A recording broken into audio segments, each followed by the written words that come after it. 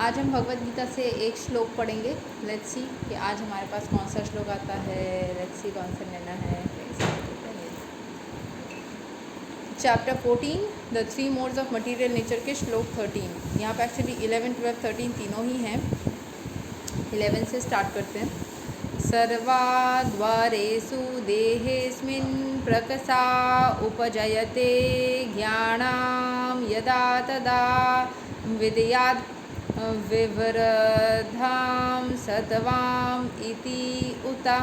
The manifestation of the mode of goodness can be experienced when all the gates of the body are illuminated by knowledge. जब हमारे अंदर knowledge होता है तो हम manifestation बहुत आराम से कर पाते हैं। When we have knowledge कि क्या करना चाहिए क्या नहीं करना चाहिए। फॉर एग्जांपल मैं किसी को बोल रही हूँ कि आपको ये हीलिंग सेशन लेना चाहिए या फिर ऐसे टाइप के हीलिंग करना चाहिए, चाहे आप बाहर से रिसर्च करके दिमाग लगा के करो, सीख के करो या किसी के हेल्प लेकर करो, बट आपको ये करना चाहिए। अगर आपके अंदर इस बात की नॉलेज नहीं है कि ये चीज़ आपके लिए अच्छा है तो आप वो चीज़ करोगे ही नहीं। ठीक है, अगर आपके अंदर उस चीज़ का नॉलेज है तो आप वो चीज़ करोगे।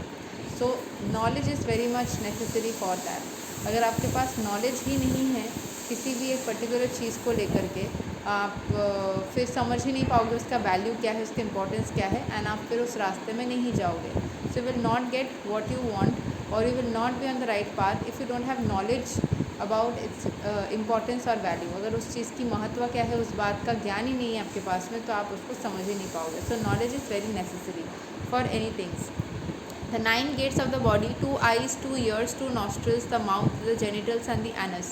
When every gate is illuminated by the symptoms of goodness, it should be understood that one has developed the mode of goodness. In the mode of goodness, one can see things in the right position, one can hear things in the right position, and one can taste things in the right position. One becomes cleansed inside and out. In every gate, there is development of the symptoms of happiness, and that is the position of goodness. ठीक है, position of goodness होता है तब जब हमारे हर एक द्वार जो हमारे शरीर के से बाहर की तरफ एंटर करें। Whenever we smell but we are in a good environment, हम स्मेल करते हैं, हम देखते हैं, हम सुनते हैं, सब अच्छा अच्छा करते हैं when we are surrounded by goodness. अगर या फिर अगर हमारे अंदर गुडनेस की एनर्जी इतनी हाई है कि अगर हम नेगेटिविटी में भी होते हैं ना तब भी हमारे अंदर सिर्फ पॉजिटिव एनर्जीज ही काम करती है। So we have that positivity. One becomes cleansed inside and out. जब आपके अंदर गुडनेस की वाइब्रेशन जाती है तो अंदर से आप क्लेंस्ड हो जाते हैं। In every gate there is development of the symptoms of happiness. आपके अंदर हर एक द्वार में ना हैप्पीनेस फील हो सकता है एंड गुडनेस फील हो सकता है। Next is so knowledge is basically necessary. Knowledge रहेगा तो आप मोड ऑफ गुडनेस में रह करके पॉजिटिव चीज़ों को एक्सपीरियंस कर पाओगे। ठीक है, ओके। नंबर 12, लोभा प्रवृत्ति आरंभा कर्मणाम असमः स्पृहा रजसी इतानी जयन्ते विवरधे भरतार सभा। O chief of the Bharatas, when there is an increase in the mode of passion, the symptoms of great achievement, fruitive activity, intense endeavor and uncontrollable desire and hankering develop. जब हमारे अंदर इच्छाएं बढ़ जाती है, पैशनेट फीलिंग बढ़ जाती है कि हमको ये चाहिए, हम ये करना चाहते हैं। So when there is an increase in the mode of passion, the symptoms of great attachment, fruitive activities, intense endeavor and uncontrollable desire, a hankering develop. तब हमारे अंदर ना जब बहुत इच्छाएं बढ़ जाती है तो हम इधर उधर भागते रहते हैं, हम शांत नहीं रह पाते। One in the mode of passion is never satisfied with the position he has already acquired. He hankers to increase his position. जितना पोजीशन किसी ने एक्वायर किया है उससे वो खुश नहीं हो पाता।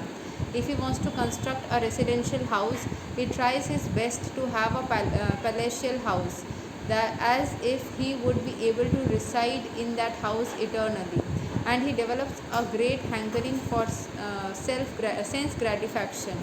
There is no end to sense gratification. सो हम अपनी इच्छाओं को पूरा करने के लिए जब कोई काम करते हैं तो हमारी इच्छाएं कभी पूर्ण ही नहीं होती. There is no end to sense gratification.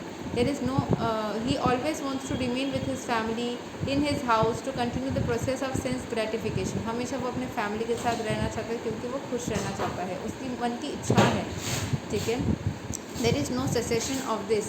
All these symptoms should be understood as characteristic of the mode of passion. तो जब हम मोड ऑफ पैशन में रहते हैं, हम किसी भी चीज़ को लेकर ना बहुत ज़्यादा आतुर हो जाते हैं कि ये चाहिए वो चाहिए, तभी हमारे अंदर एक हैंकरिंग एनर्जी, हैंकी पैंकी करके मतलब ये चाहिए वो चाहिए करके इरिटेट होता है इंसान डिज़ायर से.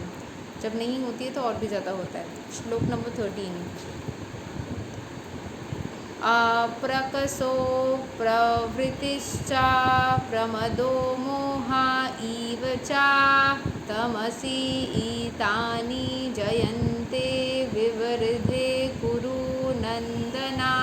When there is an increase in the mode of ignorance, O son of Kuru, darkness, inertia, madness and illusion are manifested.